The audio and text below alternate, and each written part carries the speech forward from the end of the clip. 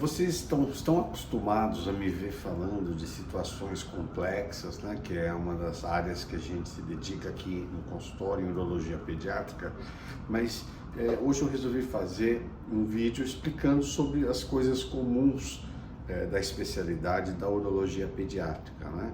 Então, se vocês pensam em urologia pediátrica, aquela primeira ideia de problemas dos meninos, né? E não das meninas, o que não é real, já que você tem os problemas genitais, que são do urologista pediátrico, então realmente menino, sexo masculino, mas problemas mais comuns da parte dos rins, da bexiga, mas assim, sem dúvida nenhuma, algumas áreas, alguns assuntos, eles acabam sendo uma prioridade em termos de frequência, né? Então, no menino, classicamente, a fimose, ela está muito representada aqui no consultório.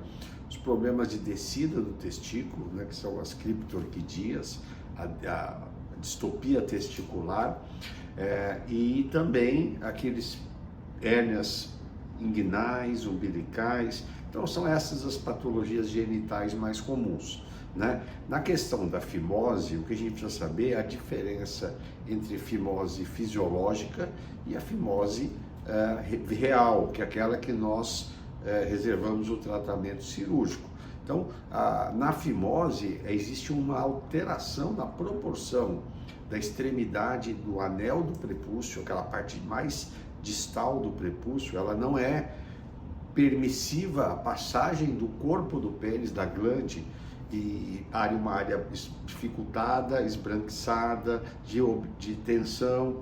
Nesses casos, o uso de pomadas de corticoides, né, como o Postec, eles não vão ajudar, nem aquelas parafimoses, que é aquele anel de constrição que parece uma gravata apertada. Os trabalhos do Postec foram feitos por nós na Unifesp há muitos anos atrás, foi até uma tese, né, de doutorado que nós orientamos, e antes desse produto ser lançado no mercado, foi feita uma pesquisa para saber os resultados reais, e a conclusão que nós chegamos que o Postec ajuda, sim, metade dos pacientes, mas não aqueles que têm anel de fimose verdadeiro. Então, se houver essa situação, o ideal é o quê? É tratar inicialmente a questão só com limpeza, aguardar a criança crescer. Eu gosto de operar as fimoses depois de 1 ano de idade. Não precisa ter pressa, não precisa fazer na maternidade, não há necessidade. Agora, não adianta fazer força, porque você vai realmente criar ali fissuras, processos crônicos que vão acabar prejudicando e criando ali um ciclo realmente vicioso de fibrose. Aquela área começa a ficar endurecida, sem contar a propensão às infecções tipo bala no post-it.